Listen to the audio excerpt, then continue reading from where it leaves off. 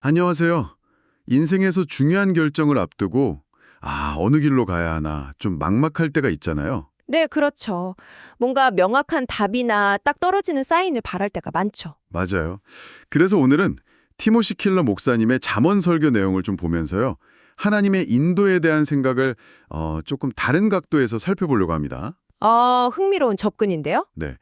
핵심은 단순히 정답 찾는 걸 넘어서 어떻게 하면 지혜롭게 결정하는 사람으로 우리가 되어 가는가, 여기에 좀 더 초점을 맞춰보는 거예요. 여러분이 보내주신 자료 보면서 한번 깊이 얘기 나눠보겠습니다. 네, 좋습니다.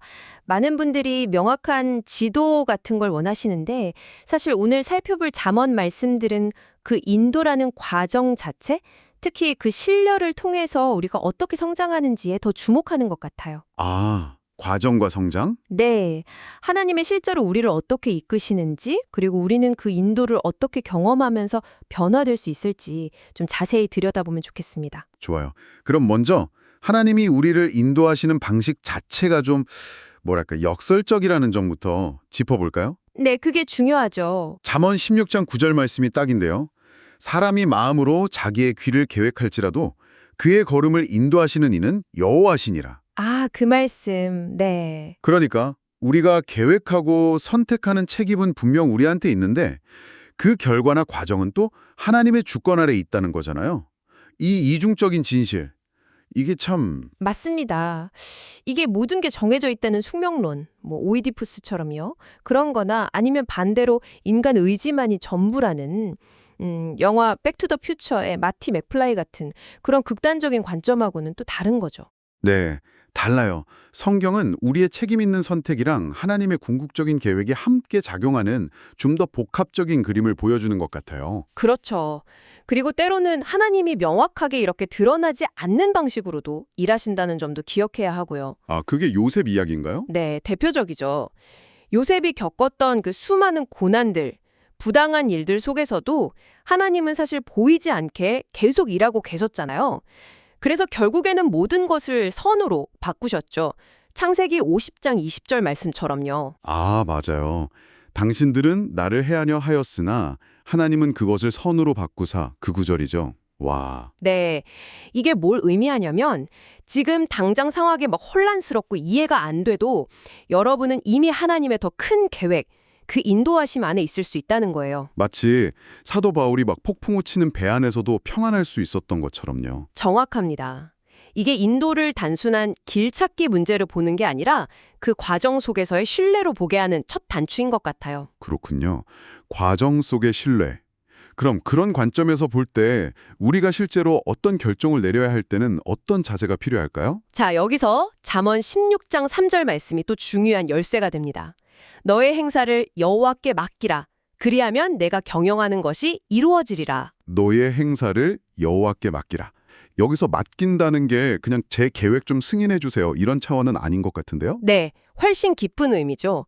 단순히 계획의 승인을 구하는 걸 넘어서서요. 우리의 모든 행사, 그러니까 삶의 모든 부분, 그 결과까지도 조건 없이 하나님께 그냥 다 내어 맡기는 거예요. 아주 급진적인 신뢰죠. 마치 무거운 돌을 진짜 온 힘을 다 실어서 굴려 넘기듯이 모든 걸 다 맡긴다는 거군요. 와, 이건 정말 급진적인데요? 네, 그렇습니다. 바로 이런 전적인 신뢰, 또 순종의 태도를 통해서 우리는 점차 통찰력과 분별력을 갖춘 그런 지혜로운 사람으로 되어가는 거예요. 되어간다. 단순히 결과만 얻는 게 아니고요. 네, 단순히 마음이 평안한가? 이런 주관적인 감정에만 의존하기보다는 삶의 경험 속에서 내 한계가 이거구나 깨닫고 또 하나님의 신실하심을 배우면서 더 겸손해지고 동시에 더 담대하게 결정할 수 있게 되는 거죠. 그러니까 목표가 즉각적인 해답 얻기가 아니라 신뢰를 통해 지혜로운 의사결정자로 성장하는 그 과정 자체군요. 맞습니다. 그 과정 자체가 목표인 셈이죠. 하지만 솔직히 저희 중에 누가 그렇게 완벽하게 모든 걸 맡길 수 있을까요? 늘 부족하고 막 흔들리는 게 현실인데요. 물론이죠. 완벽하게는 어렵죠. 그럼에도 불구하고 하나님의 인도는 여전히 유효하다. 이렇게 말씀하시는 거죠? 네. 바로 그 점이 중요합니다. 그 이유는 예수 그리스도께서 우리를 대신해서 그 값을 치르셨기 때문이에요. 아, 예수님의 대가. 네, 그분은 십자가라는 가장 큰 폭풍 속에서 아버지의 인도 없이 버려지는 그 고통, 하나님과의 단절을 우리 대신 경험하셨어요. 우리 죄 때문에요. 그렇죠. 그분의 희생 적돈에 우리는 비록 부족하고 믿음이 흔들릴 때라도 하나님과의 관계가 회복되었고 그분의 인도하심을 확신하면서 나아갈 수 있는 그 근거, 담대함을 얻게 된 겁니다. 와, 그렇군요. 이게 불확실한 상황 속에서도 우리가 길을 잃지 않고 나아갈 수 있는 이유가 되는 거네요. 바로 그거죠. 우리의 완벽함이 아니라 그리스도의 완벽함 때문에 가능한 거예요. 아, 오늘 나눈 이야기들을 좀 정리해 보면요. 하나님의 인도는 어떤 특정 답을 딱 알려주는 내비게이션이라기보다는 하나님과의 깊은 신뢰 관계 속에서 우리의 지혜와 성품이 만들어져가는, 빚어져가는 여정에 더 가깝다고 할 수 있겠네요. 네, 아주 정확한 요약입니다. 우리의 자유로운 선택과 하나님의 절대적인 주권, 그리고 때로는 이해하기 힘든 고난 속에서도 그분의 선한 계획을 신뢰하는 법을 배우는 과정인 거죠. 그 과정 속에서 우리가 성장하는 거고요. 맞습니다. 그래서 결국 중요한 질문은 어떤 결정을 내릴까? 이것만큼이나 어쩌면 그 이상으로 나는 이 과정을 통해 어떤 사람으로 성장하고 있는가? 이게 될 수 있다는 거죠. 어떤 사람이 되어가는가. 네, 하나님은 우리가 단지 올바른 길을 찾는 것을 넘어서 지혜로운 사람으로 되어가길 원하시는 것 같습니다. 그렇군요. 자, 그럼 마지막으로 이런 질문을 한번 던져보고 싶습니다.